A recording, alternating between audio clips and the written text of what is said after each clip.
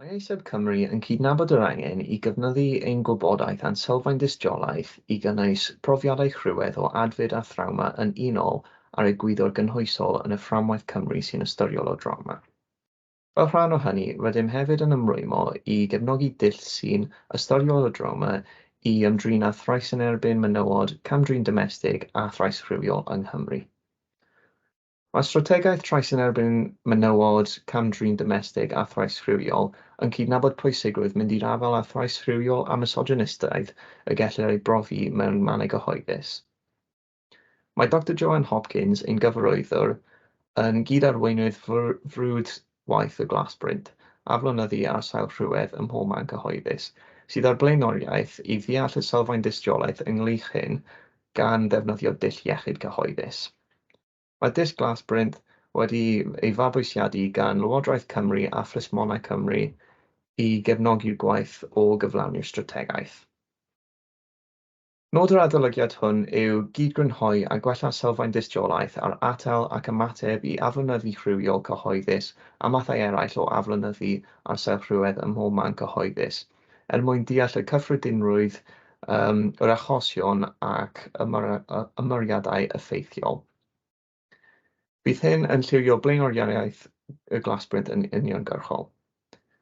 Bydd hyn hefyd yn cefnogi paratoadau ar gyfer y deddfwriaeth sy'n dod gan y Llywodraeth y DU a'r warchodaeth rhag aflonyddu ar sail rhyw yn gyhoeddus.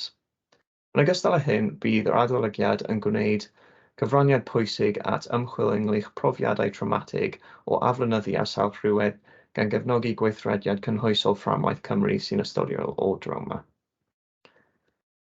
Nododd yr adolygiad hwn 58 astudiaeth a ddefnyddir ystod o derminoleg gan gynnwys aflonyddu ar sail Rhywedd, aflonyddu ar y stryd ac aflonyddu rhywiol cyhoeddus. Roedd astudiaethau hefyd yn canolbwyntio ar yr economi nos a gwyliau cerdd.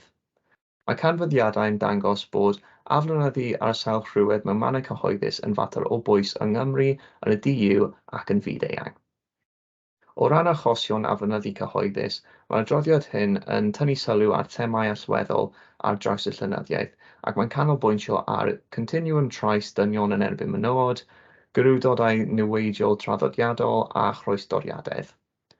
Mae'r model cymdeithasol ecolegol yn sail i dadansoddiad o'r hyn sy'n amddiffyn menywod a merched ac mae'n canolbwyntio ar weithredu ar lefel unigol, perthynas, cymuned a chymdeithas. Yn olaf, mae meysydd a nodwyd lle mae angen ymchwil pellach. Mae hyn yn cynnwys aflonyddu rhywiol mewn torfeydd ac mewn leoliadau cerddoriaeth fyw yn ogystal â'r gofod ar-lein sy'n destun adolygiad pellach. Mae dystiolaeth yn dangos bod aflonyddu ar sail Rhywedd mewn mannau cyhoeddus yn broblem sylweddol i fenywod a merched mewn amrywiaeth o leoliadau gan gynnwys canolfannau siopa a'r drefnidiaeth gyhoeddus mewn parciau ac ar y stryd. Ffocws yr adolygiad hyn yw nodi'r achosion yn ogystal â'r ffactorau sy'n amddiffyn rhag aflonyddu ar sail Rhywedd mewn mannau cyhoeddus.